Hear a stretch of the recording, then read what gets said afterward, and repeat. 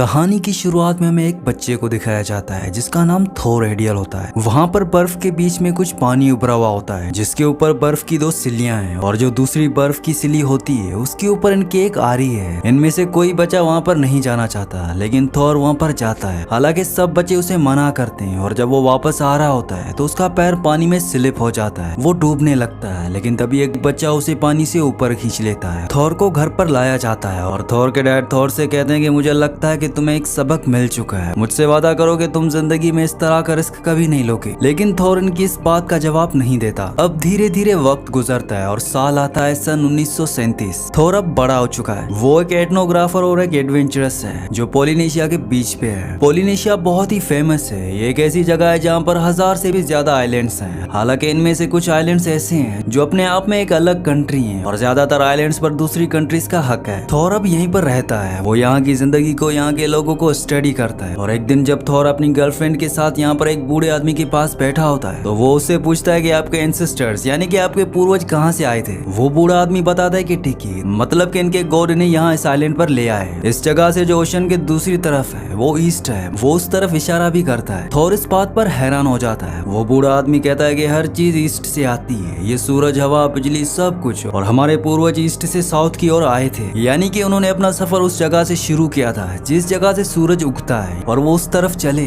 जिस तरफ सूरज ढलता है। सूरज ने ही उन्हें रास्ता दिखाया, मतलब कि उन्हें नेविगेट किया। और उसके बाद वो बूढ़ा आदमी ने एक जगह ले जाता है जहाँ पर एक बहुत पुरानी देवता की मूर्ति होती है और ये उनके टिक्की देवता होते हैं। मतलब कि इनके आइलैंड्स पर जो लोग रहते हैं वो एशिया से आए हुए हैं। लेकिन इस बूढ़े आदमी को इस बारे में कुछ नहीं पता। ये सिर्फ उसे वही बताता है जो उसने अपने पूर्वजों से सुना है, यानी कि इनके पूर्वज एशिया से नहीं बल्कि साउथ अमेरिका से आए थे। और थोर इस बात से पूरी तरह से हैरान होता है। अब साल दिखाया जाता है ईयर 1946। थोर पिछले 10 सालों से इसी आइलैंड पर रिसर्च कर रहा है। उसने अपनी बहुत सारी थ्योरीज लिखी हैं और वो एक पब्लिशर के पास जाता है। दरअसल 10 साल पोलिनेशिया के आइलैंड्स पर बिताने के बाद, वहाँ के लोगों के साथ रहने के बाद वो इस नतीजे पर पहुंचता है कि वो बूढ़ा आदमी सही बोल रहा था। पोलिनेशियन आइलैंड्स पर जो लोग हैं वो एशिया से नहीं बल्कि साउथ अमेरिका से आए हैं। वो एक पब्लिशर से मिलता है लेकिन वो पब्लिशर उसकी थ्योरी को, उसकी किताब को छापने से मना कर देता है। वो कहता है कि आज तक सिर्फ ये एक थ्योरी है। पोलिनेशिया आइलैंड्स पर जितने भी लोग रहते हैं वो एशिया से आए हैं और तुम अपनी थ्योरी को साबित नहीं कर सकते, क्योंकि 1500 साल पहले जब इन आइलैंड्स पर लोग आए थे तो साउथ अमेरिका के लोगों के पास ऐसी बोट्स नहीं थी, ऐसी टेक्नोलॉजी नहीं थी जो इतना लंबा सफर तय करके आ सके, जबकि एशियंस के पास ऐसा सब कुछ था। इसीलिए तुम्हारी थ्योरी पर कोई भी यकीन नहीं करेगा।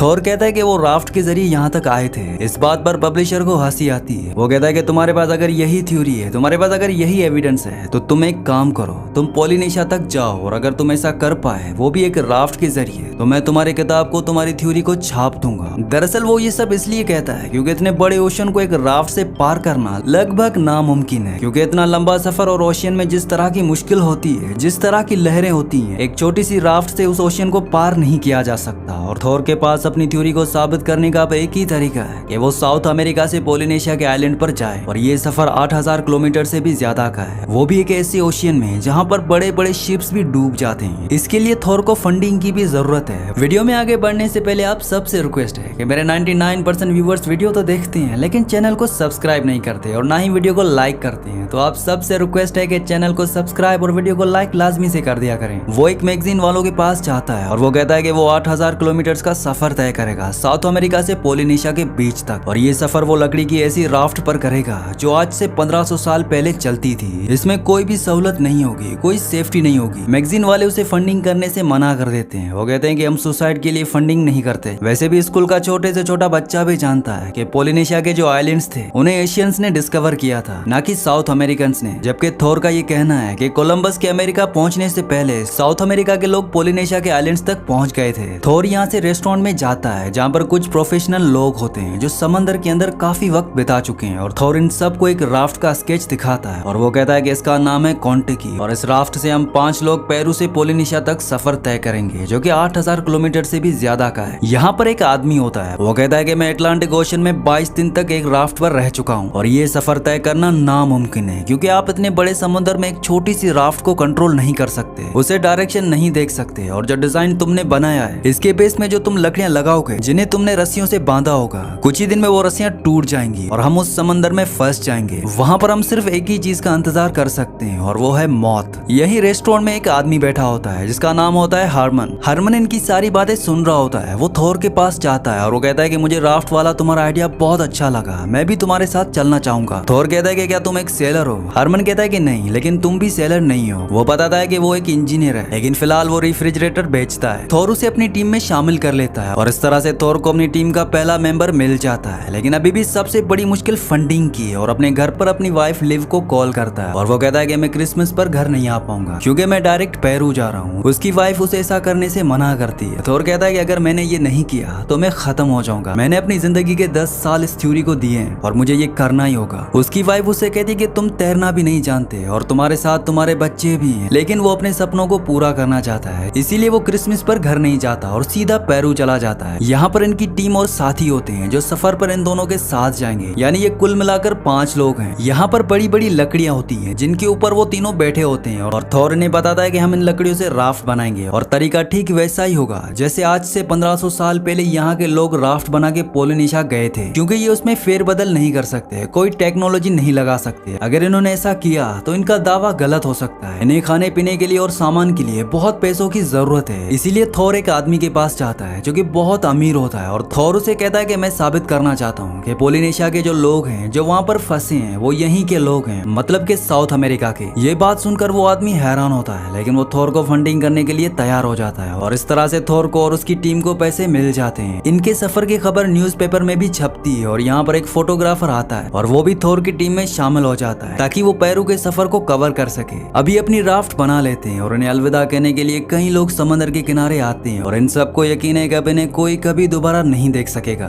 क्योंकि ये सफर बहुत मुश्किल है और ये एक बहुत बड़े ओशन में है। ये राफ्ट लेकर समंदर में उतर जाते हैं। इन 6 लोगों के पास आज से 1500 साल पुराने तरीके से बनी हुई लकड़ी की राफ्ट, खाने का कुछ सामान, एक छोटी सी सेफ्टी बोट और एक रेडियो होता है और अब इनकी राफ्ट धीरे धीरे समंदर की गहराइयों में जाना शुरू हो जाती है। एक रात को जब ये सब सो रहे होते हैं तभी यहाँ पर एक बहुत खतरनाक तूफान आता है और थोर जब राफ्ट की सेल को हटा रहा होता है तभी वो एक झटके के साथ पानी में गिर जाता है। थोर को तैरना नहीं आता, लेकिन उसके साथी उसे पानी के ऊपर खींच लेते हैं, यानी कि वो राफ्ट के ऊपर आ चुका है और इस तरह से थोर की जान जाते जाते बचती है। अगली सुबह जब समंदर पूरी तरह से शांत हो जाता है तो ये देखते हैं कि इनके राफ्ट को बहुत नुकसान पहुंचा है और ये सब अपनी राफ्ट को एक बार फिर से रिपेयर करते हैं। इन्हें आज पूरे 4 दिन राफ्ट पर हो चुकी हैं और ये धीरे धीरे अपने सफर, अपनी मंजिल की तरफ बढ़ रहे होते हैं, लेकिन समंदर को पार करना इतना आसान नहीं होता। बीच समंदर में एक बहुत बड़ी वेल दिखती है और जब ये उसे अपने कैमरे से शूट कर रहे होते हैं तो हारमन, जो कि थोर का सबसे पहला साथी था, वो इस बात से डर जाता है क्योंकि वेल उनके राफ्ट के ठीक नीचे से निकल रही होती है। वहाँ से वो शार्प हथियार उठाता है जिस पर एक रस्सी बंधी हुई होती है। वो उसे फेंकने वाला होता है कि उसका साथी बोलता है कि इसे साइड में रख दो, लेकिन वो उसकी बात नहीं सुनता और वो उसे वेल के ऊपर फेंकता है जो कि वेल की बॉडी पर जाकर गिरता है। अब वेल पानी के नीचे जाना शुरू करती है क्योंकि उसके हथियार में रस्सी बंधी हुई है, इसीलिए उनकी राफ्ट अब घूमना शुरू हो जाती है और उनकी राफ्ट यहाँ पर डूबते डूबते बचती है। इस बात पर हेरमन और उनके एक साथी के आपस में बहस हो जाती है। तब थोर कहता है कि राफ्ट के अंदर कोई किसी को कुछ नहीं कहेगा, जिसको कहना होगा मैं कहूंगा, क्योंकि इस राफ्ट का इंचार्ज मैं हूँ। अब धीरे धीरे दिन बीतना शुरू होते हैं। इनके पास जो रेडियो होता है वो भी खराब हो जाता है, ये किसी से भी कांटेक्ट नहीं कर सकते और हेरमन की दिमागी हालत भी धीरे धीरे खराब होना शुरू हो जाती है। उसे शक होना शुरू हो जाता है कि लकड़ियां पानी ऑब्जर्व कर रही हैं और धीरे धीरे रस्सियां जिनसे लकड़ियों को बांधा गया है वो पूरी तरह से टूट जाएंगी और ये सब के सब डूब जाएंगे। दरअसल ये सारी बातें रेस्टोरेंट में उस आदमी ने कही थी जिनके पास थोर सबसे पहले गया था और अब हेरमन के दिमाग में ये बातें घूम रही होती हैं। इनके साथ वो आदमी जो कैमरामैन होता है, जो यहाँ पर सब कुछ रिकॉर्ड करने के लिए आया है, वो सेफ्टी एयरपोर्ट पर बैठकर राफ्ट से दूर चला जाता है ताकि इन सब को शूट कर सके। और जब वो इन्हें रिकॉर्ड कर रहा होता है तभी पानी में बहुत बड़ी शार्क आती है। यहाँ समंदर में चारों तरफ शार्क्स हैं जो कभी भी इन पर हमला करके इन्हें मार सकती हैं, लेकिन इससे पहले कि वो शार्क उस पर हमला करती, थोर उसे देख लेता है और वो एयरपोर्ट की रस्सी को जल्दी से खींचकर उस आदमी को बोट पर ले आता है। इस तरह से उसकी जान जाते जाते बचती है, लेकिन समंदर में हर जगह मौत है, हर एक जगह खतरा है। इन्हीं में से एक आदमी के पास तोता होता है और उसका तोता पानी में जाकर बैठ जाता है। तभी वहाँ पर एक शार्क आती है और वो शार्क उस तोते को खा जाती है। इस बात से उसे बहुत दुख होता है और जब वही शार्क इनके राफ्ट के पास आती है तो वो उसे पूंछ से पकड़ लेते हैं और ये सब मिलकर उसे ऊपर खींच लेते हैं और उस शार्क को मार देते हैं, जिससे खून पानी में गिरना शुरू हो जाता है, जिसकी वजह से शार्क इनकी राफ्ट की तरफ अट्रैक्ट होती है और वो सब की सब इनके राफ्ट के चारों तरफ घूमना शुरू कर देती है। हरमन इस बात से डर जाता है। वो वहाँ पर एक बॉक्स लेकर आता है जिसमें स्टील की बहुत लंबी वायर्स रखी होती हैं और वो थोर को बोलता है कि अब बचने का एक ही तरीका है, हमें अपनी राफ्ट को इनसे बांधना होगा, नहीं तो हम में से कोई भी नहीं बचेगा। लेकिन थोर कहता है कि हम वैसे ही जाएंगे जैसे आज से 1500 साल पहले लोग यहाँ से गए थे, और वो स्टील की तारों को फेंक देता है। हरमन का दिमाग पूरी तरह से अच्छे से काम नहीं कर रहा होता है और उसका पैर स्लिप हो जाता है, वो पानी में गिर जाता है। लेकिन इससे पहले कि शार्क उसको अपना खाना बनाती, उसे पानी के ऊपर खींच लिया जाता है। ऊपर आने के बाद हरमन सबसे माफी मांगता है क्योंकि वो जानता है कि उसने गलती की है। यहाँ पर इनके साथ सबसे बड़ी प्रॉब्लम ये होती है कि इन्हें अभी तक ये भी नहीं पता कि ये सही रास्ते पर हैं भी कि नहीं। इनका नेविगेटर जिसका नाम एरिक है वो कहता है कि शायद हम सही रास्ते पर नहीं है, लेकिन थोर को यकीन है कि वो सही रास्ते पर है। और इतने लंबे सफर के बाद ये सब के सब मेंटली फिजिकली पूरी तरह से टूट चुके हैं। और एक दिन एरिक जो उनका नेविगेटर है वो सेक्शन से जो एक बहुत ही बेसिक गैजेट है जिसे डायरेक्शन का पता लगाया जा सकता है उससे पूरी कैलकुलेशन लगाता है और वो थोर के पास आता है और उसे बताते हैं कि ये सब बिल्कुल सही रास्ते पर हैं, ये पोलिनेशिया की तरफ बढ़ रहे हैं। और आज लगभग 3 महीनों के बाद इनकी राफ्ट पर पहली बार खुशियां आई हैं। ये सब एक दूसरे के गले लगते हैं और साथ ही साथ अब इनका रेडियो भी काम करना शुरू कर देता है। ये रेडियो से कोडिंग मैसेज के थ्रू बाहरी दुनिया तक ये मैसेज पहुंचाते हैं कि कैसे आज से 1500 साल पहले पेरू से कुछ लोग लकड़ी की एक राफ्ट पर पोलिनेशिया पहुंच गए। और ये खबर जब बाहरी दुनिया में पहुंचती है तो वहाँ पर एक हंगामा मच जाता है क्योंकि आज तक जितनी भी थ्योरीज पोलिनेशिया की हिस्ट्री के बारे में थी वो सब की सब बदलने वाली थी। और 7 अगस्त सन 1947 को जब इन सबको इस राफ्ट पर पूरे 101 दिन हो चुके हैं तब सुबह सुबह इनमें से एक को आसमान में उड़ता हुआ परिंदा दिखता है। और इस बात से इन सबको बहुत खुशी होती है क्योंकि परिंदे का मतलब ये है कि आसपास जमीन है, ये अपनी मंजिल तक पहुंचने वाले हैं। और तभी इन्हें सामने एक आइलैंड दिखता है और ये वही आइलैंड है जहाँ पर ये पहुंचना चाहते हैं, लेकिन वहाँ पर पहुंचने के लिए इन्हें बड़ी बड़ी लहरों का सामना करना पड़ेगा जो कि इतना आसान नहीं है। इसीलिए ये एक कैलकुलेशन लगाते हैं जिसमें हरमन सबको ये बताता है कि हर 13वीं लहर 12वीं लहर से ऊंची होती है, इसलिए इनको अपनी राफ्ट को लंगर के सहारे रोक कर रखना पड़ेगा। और ठीक 13वीं लहर से पहले इन्हें लंगर उठा देने होंगे ताकि उस बड़ी लहर की सपोर्ट से ये बीच तक पहुंच सकें। ये लंगर डाल देते हैं लेकिन 10वीं लहर में इनकी रस्सी टूट जाती है और ये सब लहरों के साथ बहना शुरू कर देते हैं। लेकिन किस्मत इनका साथ देती है और सब के सब किनारे तक बीच तक पहुंच जाते हैं। और इस तरह से एक ऐसा सफर है जिसके बारे में दुनिया का ये मानना था कि ये कभी पूरा नहीं कर सकते। ये 6 लोग उस सफर को पूरा करके ना सिर्फ तारीख लिखते हैं बल्कि पूरी तरह से तारीख को बदल भी देते हैं। अगर इंसान के अंदर पॉजिटिव सोच हो, उसे अपने आप पर भरोसा हो, वो जो करना चाहता है उसकी तरफ उसका पूरा डेडिकेशन हो,